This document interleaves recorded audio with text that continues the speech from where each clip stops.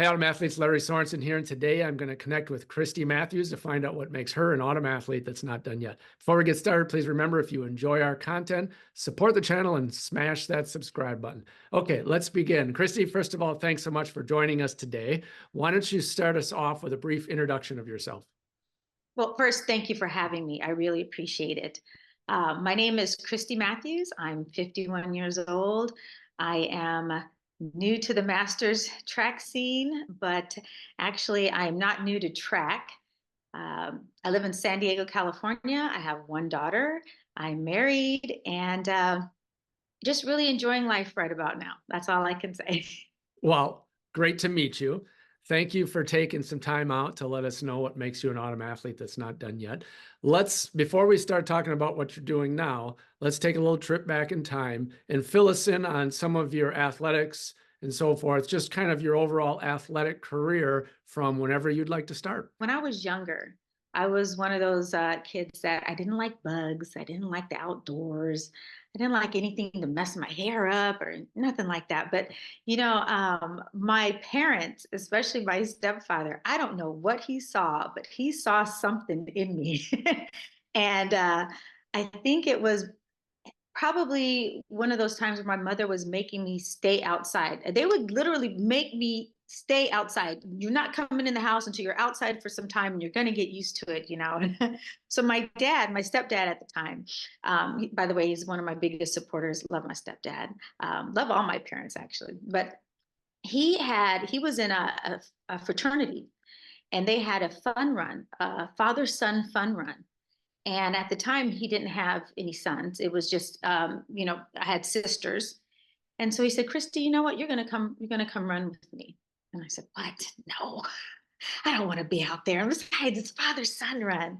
He made me go. And we show up, and it's all these fathers with their sons. And I'm in tow with him, and they're looking at him. It's like, yes, I brought my daughter, And the fact that he said, my daughter, that really meant a lot to me.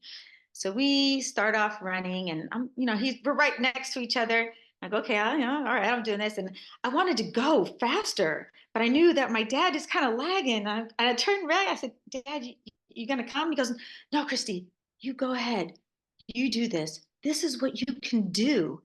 And he said that, and I don't know what happened, but something clicked, and I said, yes, I can do this. And I ran, and I won the whole thing. So I won the father-son run. And at the end of the race, and that wasn't the coolest part. The coolest part is not that I won, but the coolest part was that I saw my dad around all these other men and their sons, and his fraternity brothers. And they were like, oh man, your daughter, she's something. That's going to be something. And the smile on his face just, oh my gosh, it made it all worth it. And that's when I knew I could run from that moment on.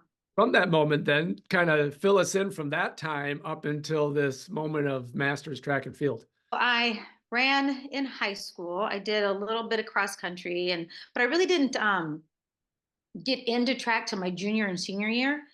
And then my senior year, things really started to click. I ended up winning my senior year. I won the 800 meters for the girls' state in Iowa, all classes. I had the fastest 400-meter time. I anchored the winning 4x4 champion team. I anchored the champion distance medley team as well. So I had a really good senior year, and I decided to go to Iowa State. They had recruited me, and some other colleges did too, but I decided to go to Iowa State because it was close by my house. We lived in Des Moines, Iowa. And I didn't want to be in Des Moines, but I still wanted to be kind of close to my parents. So I thought that was a good, it's a compromise, Mom. I'll go to Iowa State. So went to Iowa State. My first year there, I did really well. I was having a really good year. I think I was #1 in the indoor season in the Big 8 in the 600 meters freshman year. I had a really good showing at Drake Relays. I took Iowa State on our distance medley. I got the baton like 6th place, and I got a 2nd place finish. So I was feeling really good. And then come sophomore year, I got chickenpox. I don't know. Oh my gosh. That was pretty devastating. It's just like everything shut down. And I could never really get it back together after that. I mean, I had to take off several months. That trajectory that you're on, especially when you get into college and you're just getting used to the program and the training. And it just kind of derailed and I just couldn't shake it. And I decided, well, maybe if I change venues, I'm going to venture out. So I told my mom, I said, well, I think I'm going to try to go to another school. Let me go to a school that, I don't just have a fresh start.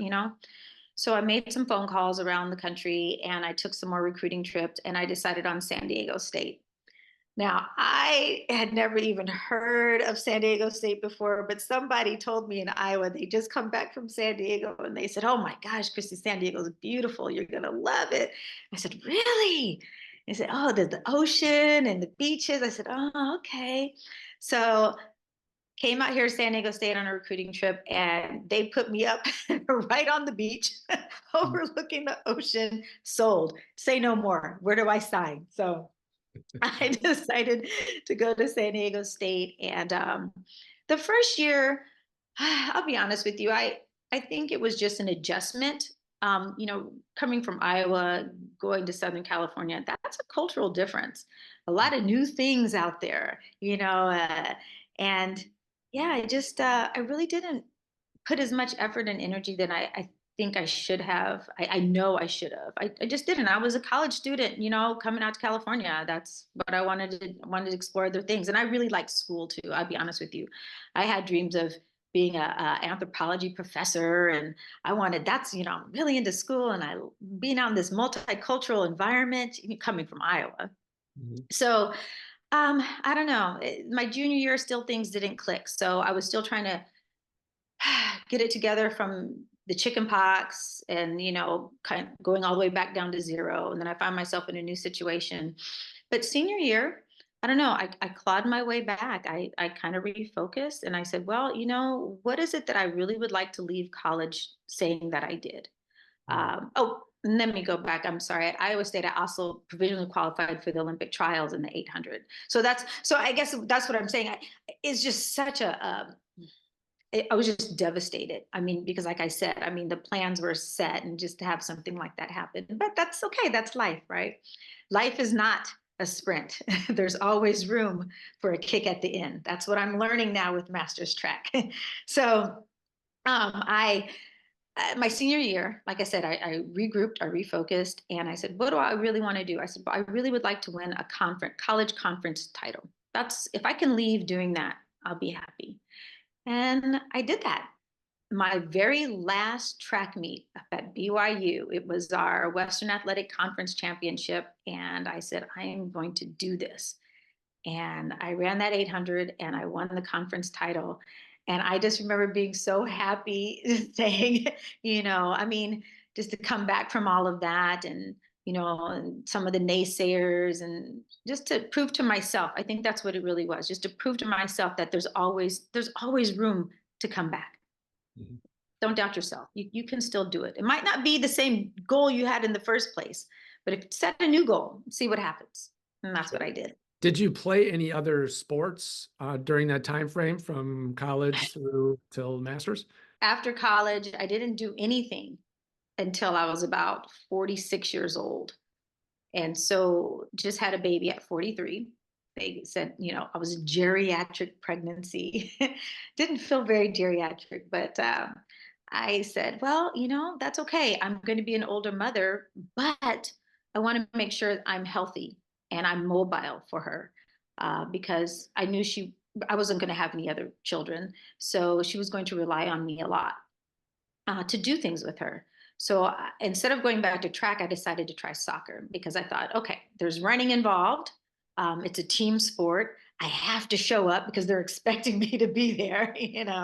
So at 46, I decided to start playing soccer with some women's leagues here in San Diego. And that turned out very well. I picked up a lot in a very short amount of time and actually went on some teams. We did competitive soccer tournaments. And I actually am the captain of one team right now. I play on about 3 different soccer teams right now. My coaches aren't happy about that. but one of them is my own team I put together, and I really do enjoy soccer. But I have to say, I do have some nagging injuries from it. So that's something I have to think about moving forward, is how much I really do want to continue with that, because there's a big chance that you can get hurt. It is a contact sport. Tell us a little bit about some of these injuries and so forth that you've had from soccer and how you're dealing Mm. with them as a master's track and field athlete. I think for my kicking leg, I developed tendinopathy, so a high tendon strain, and I've had to work on that.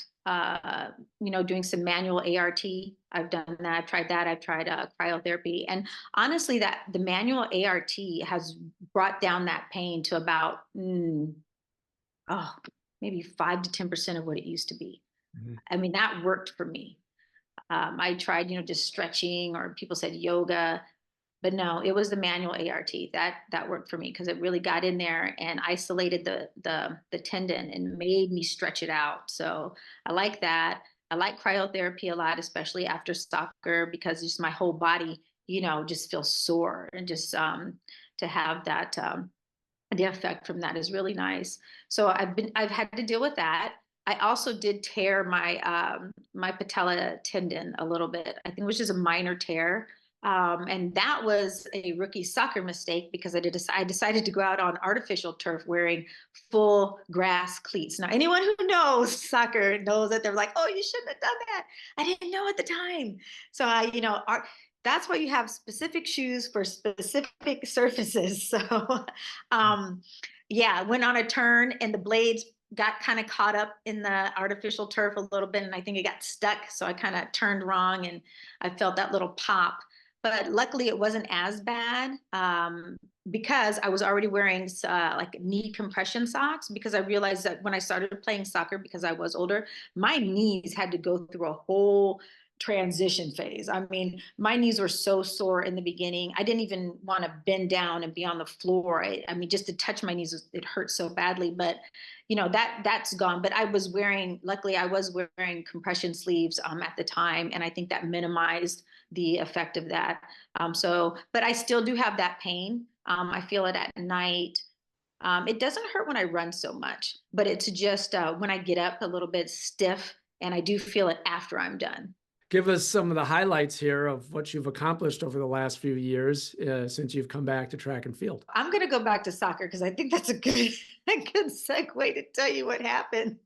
So I'm out here playing soccer with these ladies, wonderful ladies. My skills were at the beginning, right? But my speed was, hey. And so the ladies are saying, "Kristy, you should really go back to track. I think you should try it." I'm going, I don't know. I don't know if I'm ready. And told them, I said, "Well, when I turn 50, I will." Because that's the thing. I did not know that master's track went down to 35. I didn't know that. What I did know about were senior games, because a lot of the ladies I played soccer with play in the senior games, right? So you have to be 50. And in the soccer world, everyone gets excited when they turn 50, because they're like, "Oh, because there's so many more tournaments when you're 50." And I said, "Okay, well, when I turn 50, I'm gonna go to some of these soccer tournaments, but I'm gonna go ahead and get in the track meets too." So I think my very first track meet was at the persistence of my soccer teammates in a senior game. I went to I think it was Desert Springs senior games, and that was my first track meet. And I got the bug, and I was hooked. And it felt like home. That's the thing. My husband said that when I stepped on the track, he said I had a whole different look on my face. He said it looked like I just lit up, and it probably did, because I felt like home. And so I ran on some senior games, and I was doing really well. I mean, I was winning the senior games, no problem. And then I said, "Well, maybe I should go to, masters, like, what is it, USTAF masters, because maybe you get a little bit more competition. Maybe that's better for me." So that's when I decided to go ahead and switch. And I didn't really switch until so I did senior games for maybe about a year. And then I was looking at my times, and I was saying, "Wait, my times are pretty good." When you put them in, I think there's that master's rankings, because I had no idea that all these things are so new to me. um, and I said, "Oh, wow, my times are putting me, top in the nation and, top three, in the world. I'm like, oh, I need to do something with this. So I decided for the first time to go to Masters Nationals this March, and I just signed up, got my membership card, I think in February to go. So that was my first time going to nationals. It was scary. It was exhilarating. First time running on a bank track. I don't remember really running on a bank track in college because at Iowa State we had a 300-meter indoor track. So we didn't need banks, right? I only did a little bit maybe at Drake a couple times practicing in high school, but that was the old wooden banks. And hey, I'm in high school, it doesn't really matter. But I remember looking at those banks and I said, oh my gosh, I don't know how I'm going to do this. And I mean, I was terrified. And a friend of mine, Jim Watry, he's with that. SoCal Track Club. I had been running with him on some indoor meets in Minnesota because, like I said, my family's from the Midwest. So I would go there and I'd go to some indoor meets in Minnesota. And I remember him coming over to me right before my 400 at Nationals. And he says, Kristy, just make sure that you kind of, tilt your blocks a little bit outward. Don't go in like you normally do because you're good. It's going to, I said, oh my gosh, are you serious? So I get up on the banks and I'm not kidding. I must have been fumbling around because whoever was the official, he comes up and he goes, are you okay? And I go, no, I'm not okay, but I'm going to be all right. So I said, I'm kind of out. And that was the very first time I ran on a track like that. And I end up winning nationals and I end up getting a world record on it. What is that?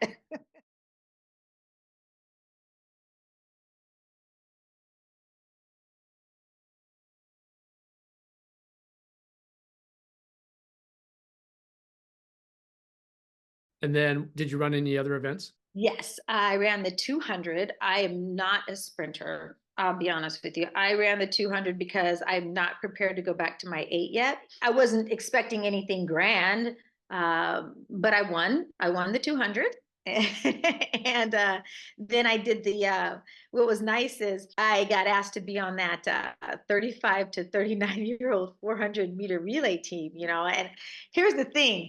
I must have told Christina Trucks because she was captaining it, and I must have told her several times. And I don't think you want me. I'm like, you sure you want me? I'm the old lady. No, you don't want me. No, Kristy, I'm telling you, you can do it. I go, oh my gosh, are you?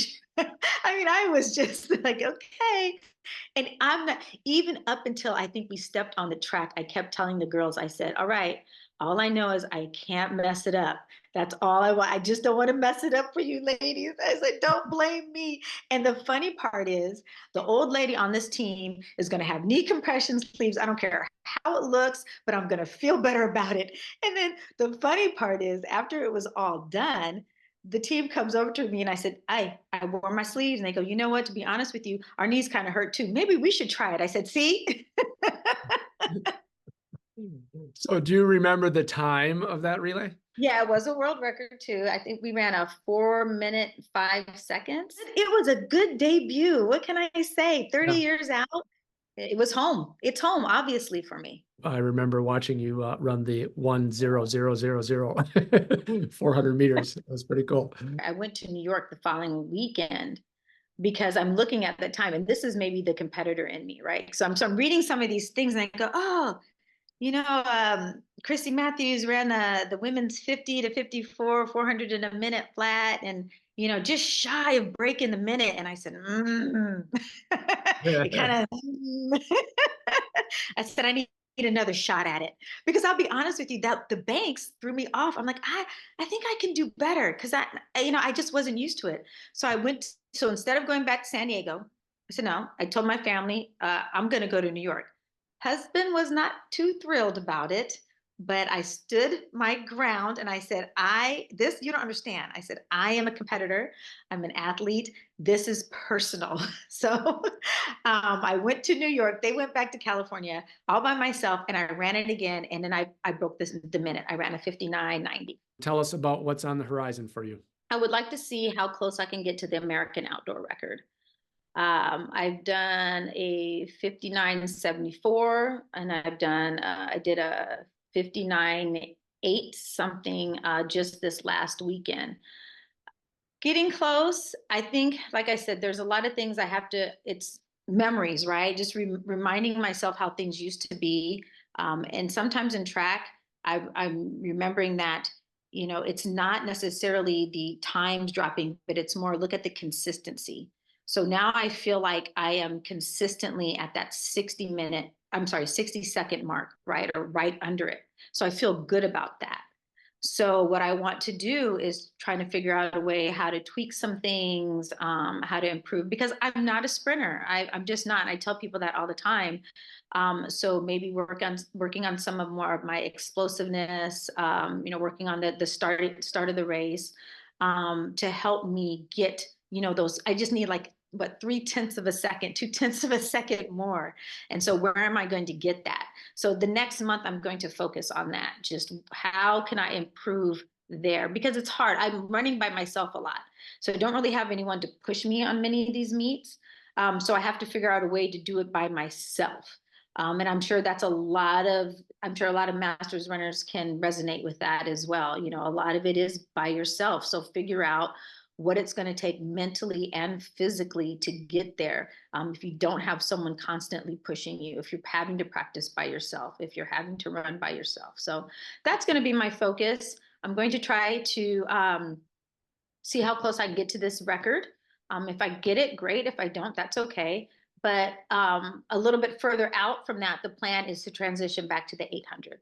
That's what I prefer to run. That was my love in college. I think that it's a lot less stressful for me to run the 800. A lot of people go, "Are you kidding me? Why would you want to run the 800?" I've heard that so many times, like 800, that's the hardest race. Well, it depends on what type of runner you are. For me, the 800, because I'm not a sprinter, I get to attack it differently. There's a little bit more strategy in it. If I don't have the best start, that's okay. I'm going to find a way to make it up during the race. So I want to transition to that 4 and that 8 instead of being the 2 and a 4. Kind of just give us an idea of your training regimen in general, both on the track, maybe in the gym, soccer, whatever it is you do, just in general to keep yourself in such a great, healthy, fit, active position in life. Well, let me just first say it's not my diet. I will be the first person to tell you my diet is bad. I need to fix that. I just stopped eating cake for breakfast about a year ago. I had my first salad in my life about a year ago, but that's just me. I've always been like that. And I say to myself, oh my gosh, if I had not eaten Taco Bell every day in college, think of what I could have done. But I did. So that's neither here nor there. So first thing I'm going to try to do is change my diet. Look at that. Because that obviously can have some good benefits in terms of training if you're trying to improve.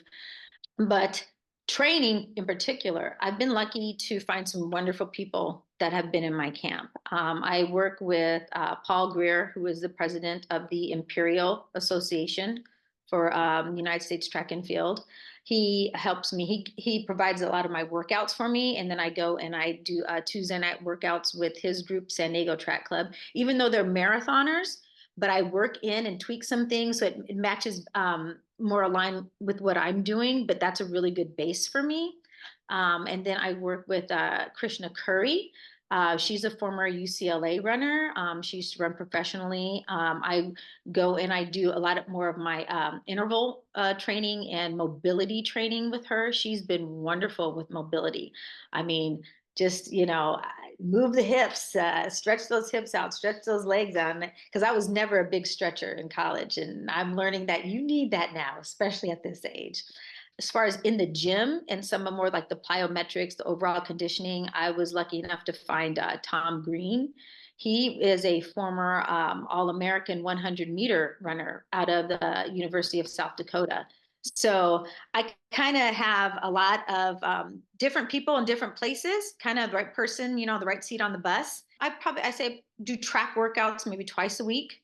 I do strength and conditioning 1 to 2 times a week, and I play soccer about 2 to 3 times a week. Tell us, what keeps you motivated? What keeps you driving at 51 to participate in soccer, go after these goals in track and field and so forth? First and foremost, I would say it was my daughter. Again, having a a child that late, what would be considered late in life, I want to be here for her. I want to make sure I'm around. I want to make sure I can enjoy every moment with her. So that's first and foremost. The other thing I would say is coming at to this age, I've come to realize that you have to do what you can when you can, because like I said, there's going to come a day when you just can't, right? I mean, you wake up every day and you're like, oh, I'm not getting any younger. What can I do? What can I do with this? I want to savor the moment. I think a lot of it goes back to not dwelling on the past. Everyone says, "Oh, I could have done this better," or "If only I had done this." Well, you can't. So how can you take that and use it to say, well, what am I going to do now? So that's kind of what drives me. Like I said, I had a very up and down track career in my youth.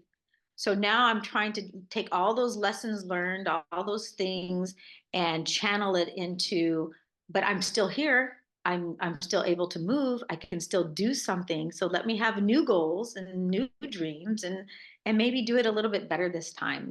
So hence the diet. But I think that's the biggest thing. And I think it also goes back to when I was a kid, the story I told you about with my father. I sometimes you might not believe in yourself, but others see something in you, and that's just as important. And they help you find it in yourself. Mhm. And if you have a passion, a talent, a gift, and you don't use it, that's wasteful. You're not doing yourself any service. You're really not.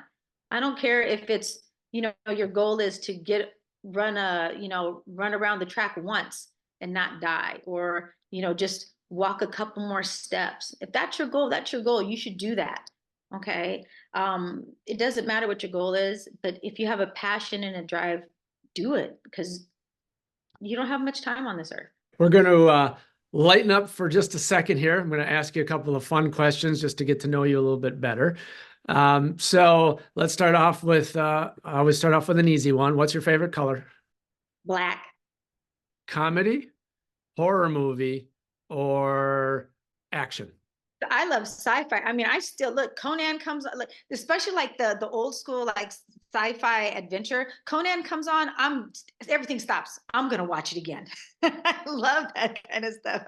I mean, yeah, I don't like romantic movies. I think that what makes me upset too. Sometimes I watch these movies, especially like Aquaman.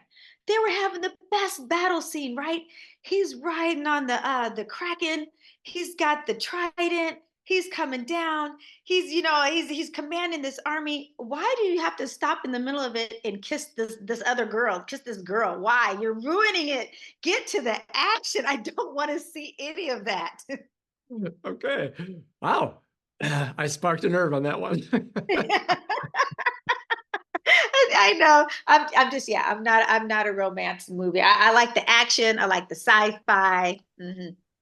All right, let's see what kind of adrenaline junkie you are. Would you, if you had to do one of these three, skydive, bungee jump, or mountain climb?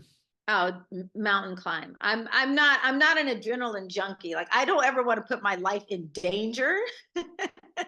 But the mountain climbing sounds okay because that's a test of endurance. I like testing my body. I like testing the limits of how far I can go. All right, what's your go-to workout song to get pumped up and ready to go for a tough workout? Loving on Me by Jack Harlow. I love that song right now. Kristy, I want to say thank you so much for joining us today, letting us know what makes you an autumn athlete that's not done yet. Got a couple minutes left here. Why don't you share with us some final thoughts? I just want to say that I think the track community is great. We are out here doing things a lot of times by ourselves, unrecognized, not getting the same type of support sometimes as other sports in general, right? But we work hard for ourselves, and we work hard for each other. And I think that's really, really wonderful. The track community is a special breed, and I just want everyone to know that they are appreciated, and we see each and every one of you because we've been there. There you have it, folks. Kristy Matthews. She is definitely an autumn athlete that's not done yet. Remember, keep moving, set your own goals, and train hard to achieve them. Hope you enjoyed watching today. Thank you so much for being here, and we will see you next time. Thank you.